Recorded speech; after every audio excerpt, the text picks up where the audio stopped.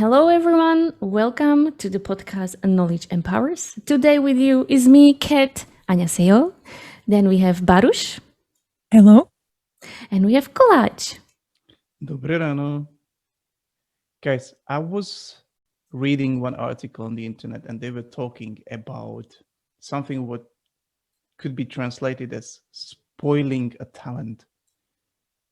Have you heard that before? Do you know what it looks like when you're spoiling someone, when you're spoiling someone's talent? Actually, I did spoil a talent.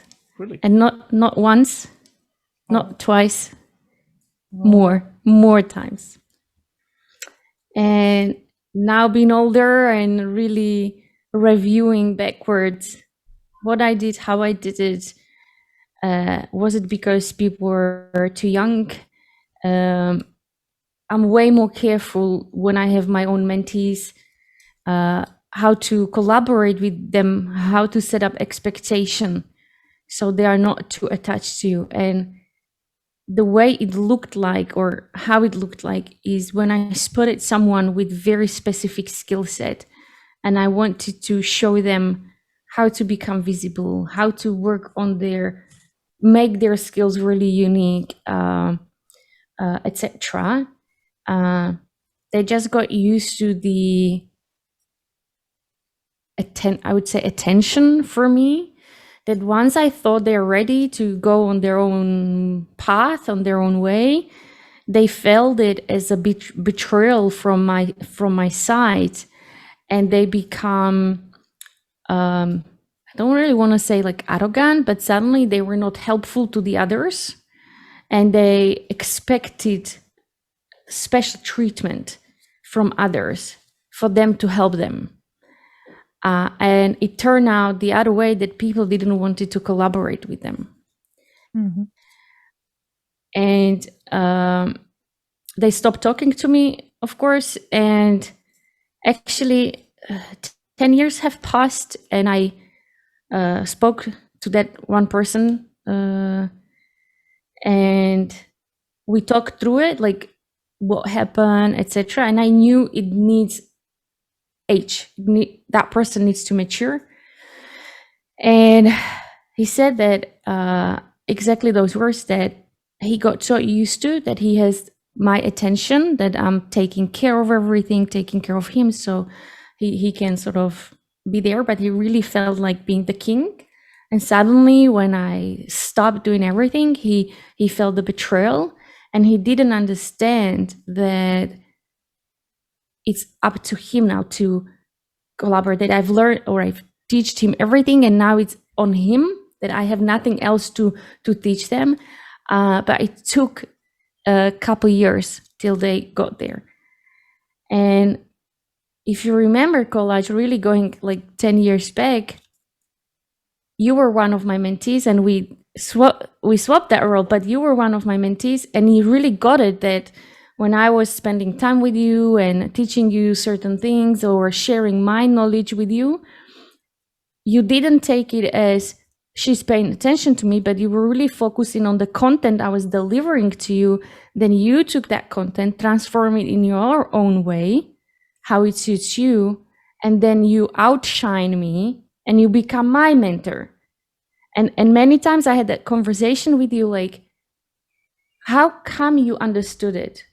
Was I suddenly explaining it differently, or maybe I finally found the right person that I'm able to deliver knowledge transfer, and you took it in your own way so you could shine. And to find this fine line where that is, that's the difficult part. So that's what happened to me, and unfortunately it didn't really happen once, twice, but actually way more. So show us your markings on your hand, like how many scratches special tattoo. How not to spell talent. Ding, ding, ding, ding. So you would say that, if I understood you well, then the people behave sort of a bit of like having narcissistic, egocentric markings, yeah, characteristics. Okay, yeah. interesting. almost every time. Yes. And you never found that fine line.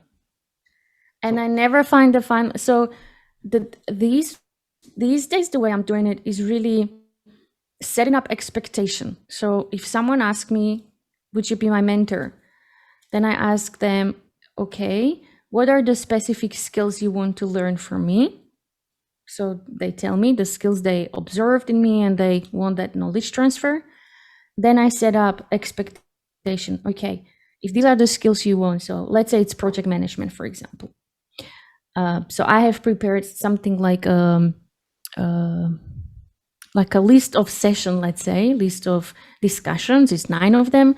So let's meet 9 times every third week, and we'll cover this. Sometimes I might give you homework. Sometimes I might not give you homework.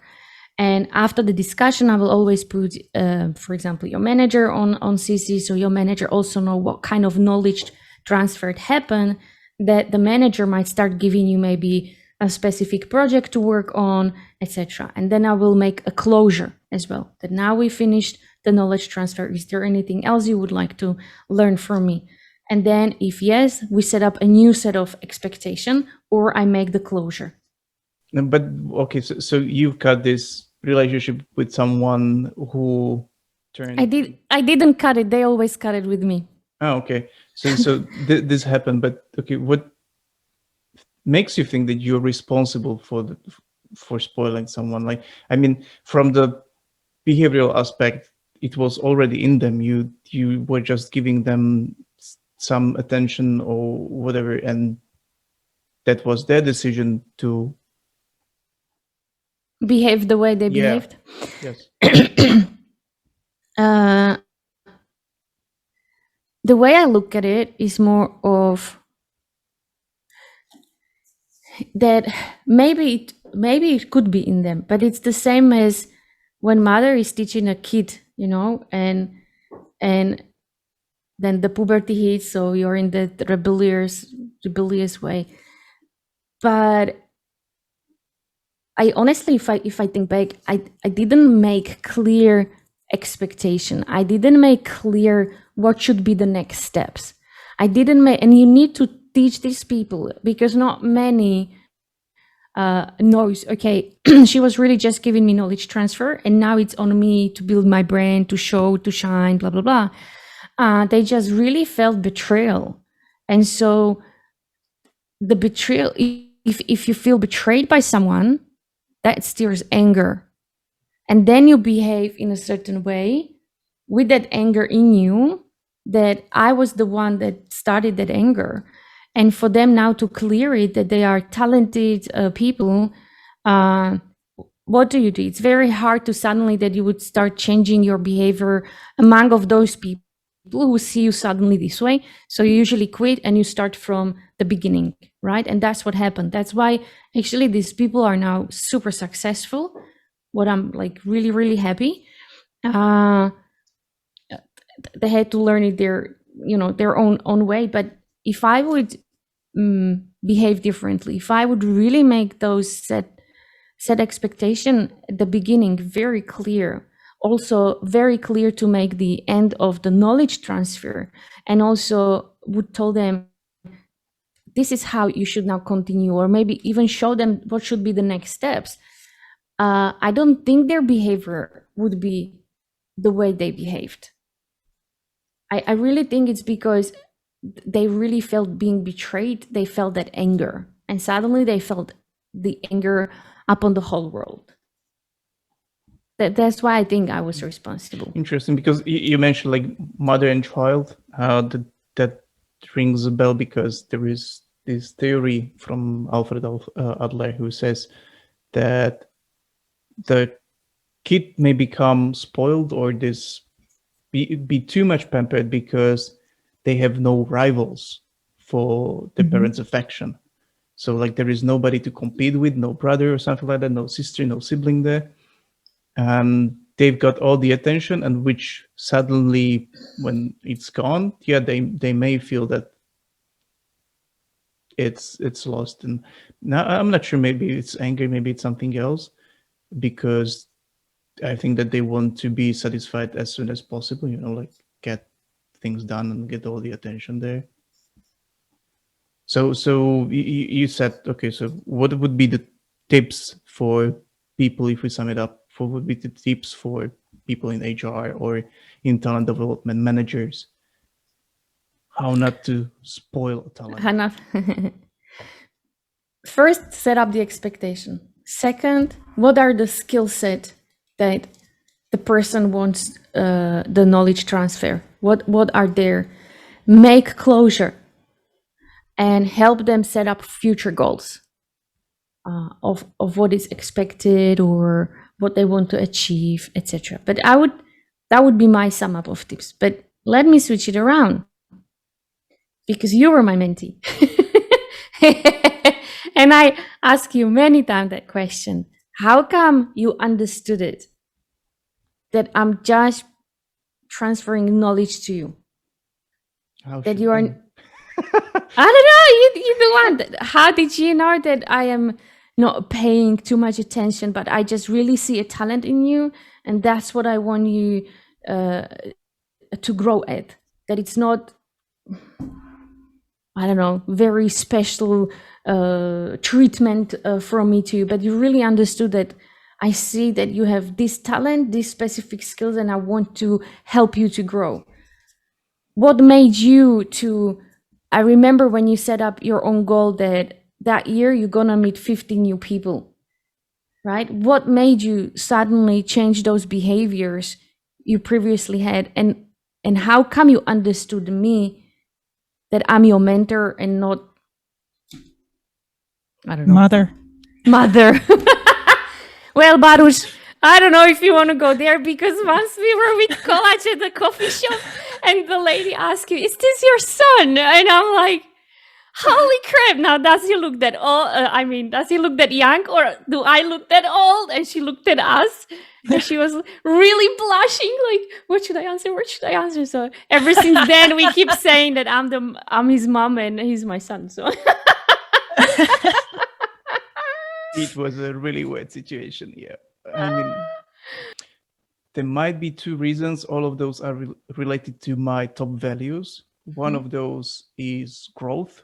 So my value is to collect as much knowledge as possible to grow and send it forward to those others, so that I can distribute it so that others can grow. The growth itself is for me really important. So it may sound weird, but people could be, or mentors are the stepping stones which help you to move forward, not those stepping stones which you really like step on, that's not what I mean, but they can help you move forward. So that was what I was looking. I wasn't looking for affection. I wasn't looking for some attention from you. I guess that wasn't probably my primary goal. The other thing is I'm a really hands-on person, which means I treasure my independence a lot. So that's my other value, freedom. So when you tell me something, I want to immediately try it out, test it out, do it. So that goes probably the other thing, that I didn't want your affection in these terms to get things done for me. I mean, I wanted to do it by myself. So I learned something and I want to use it. I want to apply it. So that was the other aspect, I think, which contributed to that, giving myself the space, having that independency probably contributed that I wasn't relying on you to do things for me, but I wanted to do that by myself. I think. So it's the attitude, right? So it's not only set up the expectation, but also the person needs to make like a self-reflection of their own attitudes. What do they want to achieve? Definitely, I think so. There should be this attitude, and I would say the respect. But that's again sort of a mindset. So respecting the other person you are mentoring, respect for the mentor, and respect to all around, because you will use the knowledge later on somehow, one day. Guys, when you look back on your careers and look at the managers that you had, which Oh, no. ones would you say that maybe not spoiled your talent but didn't really move it forward? And how would you describe those? How would you describe those their attitude, their actions towards you? I Should do I have start? one person in mind, but I can't share the name. Actually, from each and every one of them, I've learned something. I certainly have learned behavioral that I never want to then apply towards my own team members or my colleagues. Then I had inspiring manager that I knew that's the skill I do want to apply, and I want to apply it on my own team members or my colleagues. But definitely I've seen, okay, that's not the behavior I ever want to, what's the word I'm looking Emulate. for? Yes, simulate or Hey, can you be really more specific? What kind of behavior? So one, you can see when you speak with someone from a Western countries versus someone from Slovakia. When Because our of the big accent, right? when our big manager from Western country once told me, "Have you ever thought of becoming a manager?" And I'm like, "What?" And of course, the first thing that came to my mind was, "I don't have a university degree." And he looked at me and he just said, "What that has to do with anything?" I'm like, "Well, usually in Slovakia, even the positions have like what you need to have the highest education to be able to apply for this position, blah, blah." And he said, he was looking at me like, "Katarina, that's a wrong thinking. I see potential in you. I see a skill. I'm not saying you're going to do it as of tomorrow. We have a long path ahead of us, but I just see that potential in you." And it took 5 years studying and practicing, etc., until I have become the manager. Versus the typical Slovak manager, you have to go and do your university degree. Huh? Why? You will need it. What for? You'll need it. I'm like, show me one example why.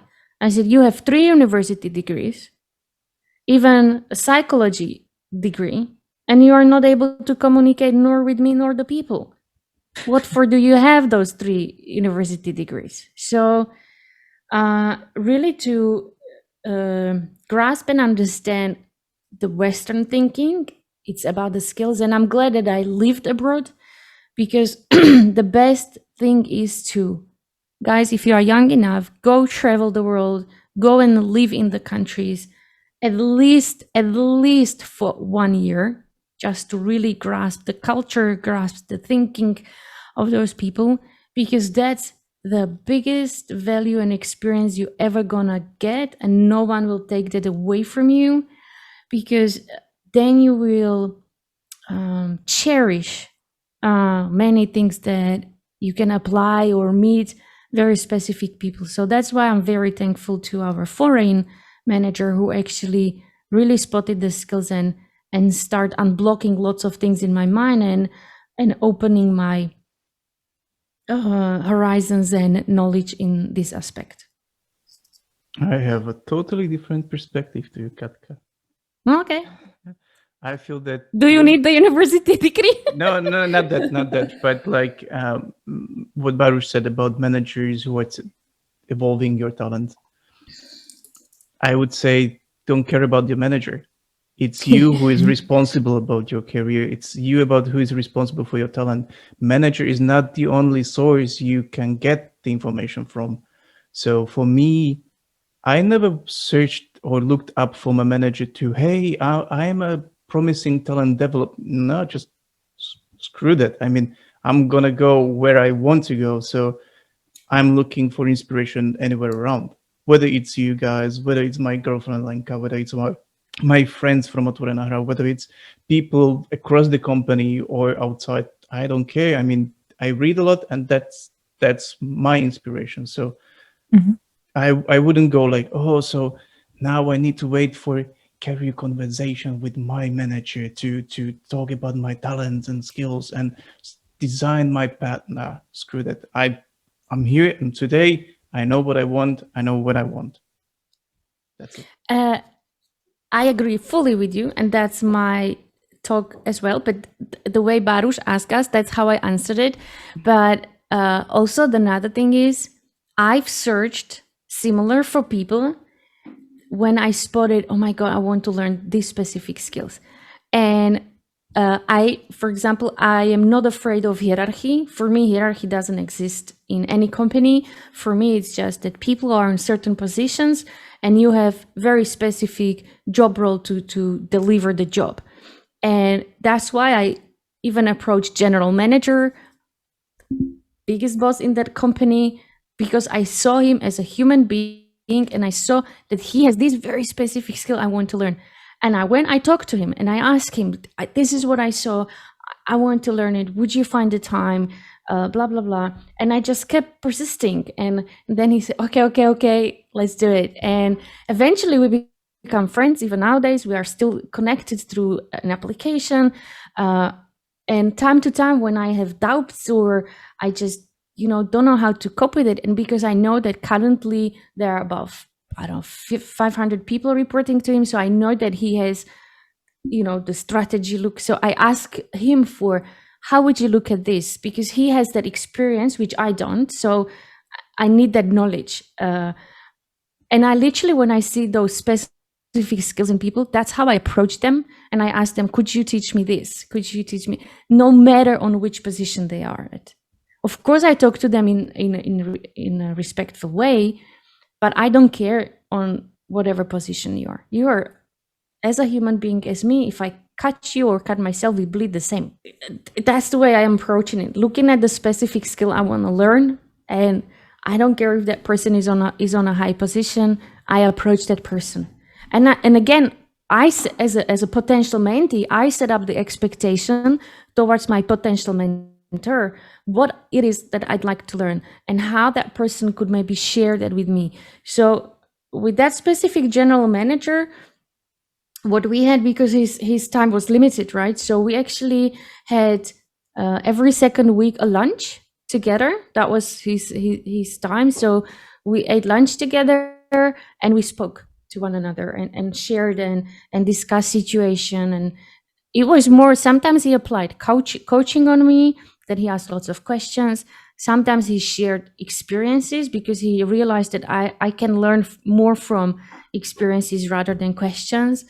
And as we got closer and we found we have lots of similarities, we have become friends. So that's why we are still in contact. But that's how it started.